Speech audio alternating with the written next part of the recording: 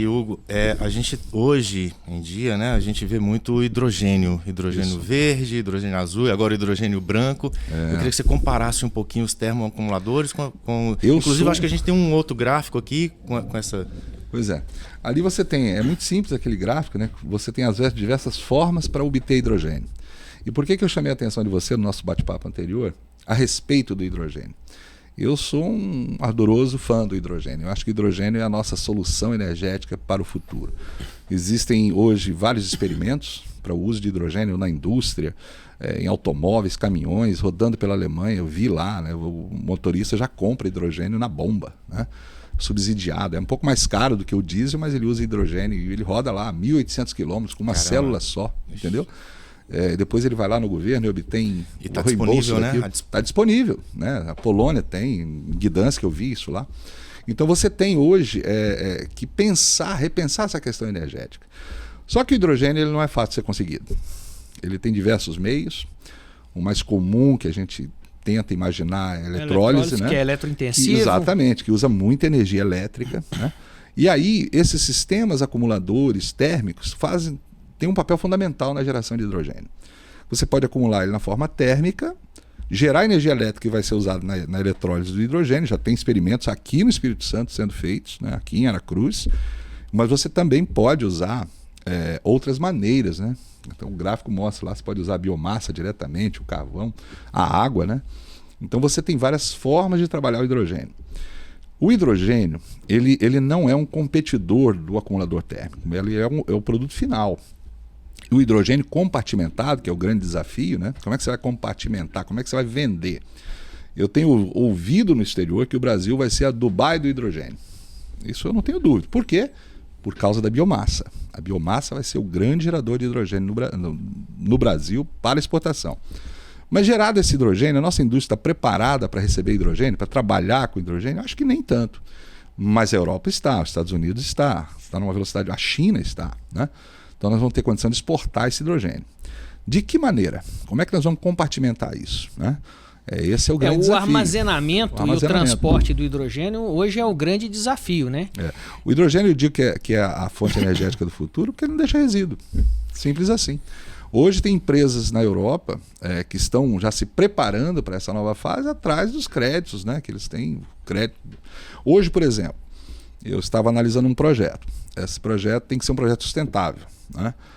E como? Eles vão basear todo o consumo deles no uso de hidrogênio, né?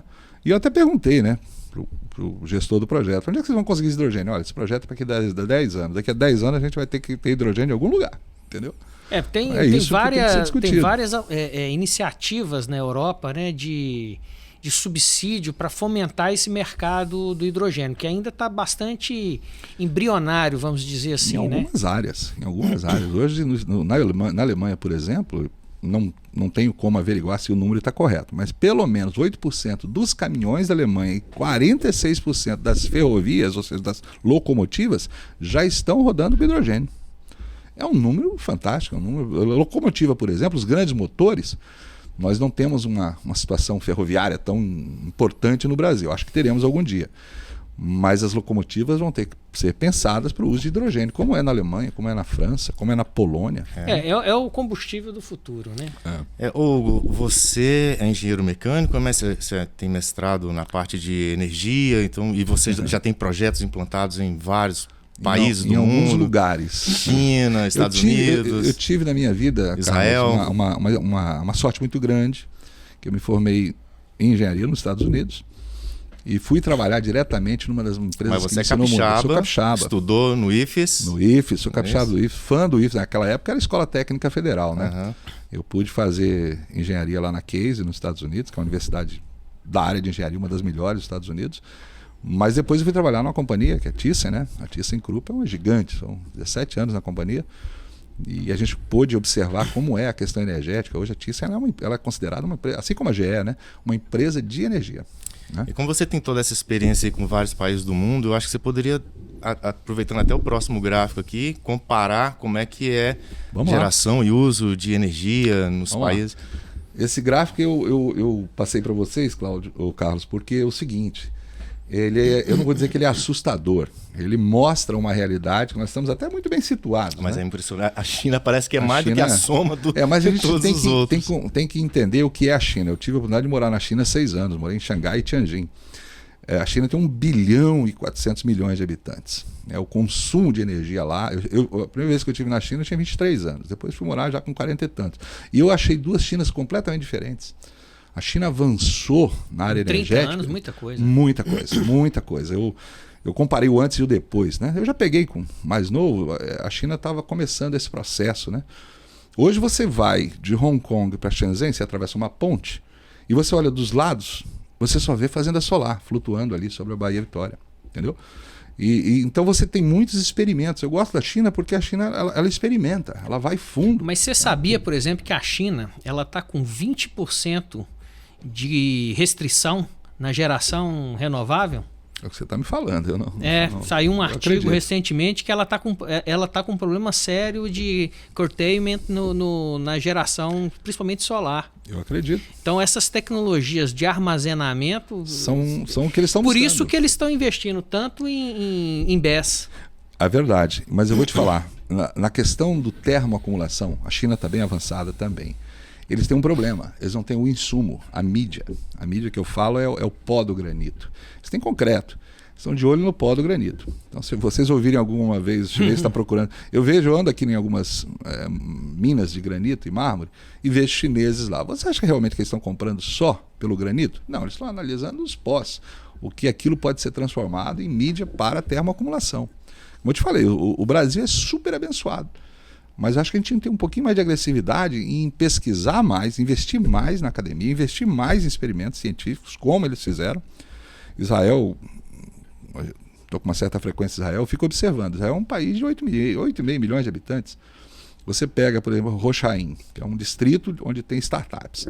Tem 3.800 startups. De energia são quase 1.000. O ambiente, favorável à inovação. Startups brasileiras são quase 200, 190 e poucas. Startups brasileiras pesquisando energia em Israel, em Rochaim, com verbas do governo, com verbas de outros países, de outras universidades, inclusive de empresas brasileiras. Esse experimento de termoacumulação no sul, quem está bancando tudo a pesquisa em Israel é a própria empresa brasileira, capital privado. Porque eles estão pensando daqui a 20 anos, daqui a 30 anos, como a empresa vai estar. Então nós temos que avançar um pouco mais na pesquisa, no desenvolvimento, nos ensaios. Na Universidade de Lehigh, por exemplo, eu estive lá, até a minha esposa estava comigo, nós fomos ver o protótipo. Todo financiado pelo governo americano, numa verba lá que tem que ser repaga, inclusive. Por isso que a gente tem que entender como são os mecanismos de financiamento, né? Eles receberam uma verba para pesquisar aquilo, acertaram a mão, inclusive com um pesquisador que veio da própria B. Miller, né? De Israel. De Israel. Foi o que desenvolveu a tecnologia do pó de rocha. Na verdade, eu acho que o Pavlov ele estava buscando experimentar outros materiais mais baratos. Eu acho que já tem a precificação do pó de granito capixaba já está ficando um pouco alta, eu vou pesquisar outros materiais. E ele encontrou um espaço para pesquisar isso. Porque eu imagino que a logística seja bem complicada, não né? faz sentido. Você vai tirar o pó aqui do Espírito Santo, das unidades de beneficiamento de serraria de granito e polimento de granito. Que resolve um problema ambiental, inclusive. Um problema ambiental, mas você vai ter que pegar isso, acumular, botar num navio, mandar para Israel voltar de novo com uma bateria. Fazer a bateria. A gente ter a tecnologia para fazer o ideal era que a fábrica né? fosse aqui, né? Mas já está sendo trabalhado isso também, graças a Deus. Inclusive é capixaba, o investidor que está trabalhando nisso, já se colocou aí alguns milhões nisso. Eu acho que nós já vamos ter o produto em breve. Com tecnologia israelense, mas totalmente 100% fabricada aqui no Espírito Santo.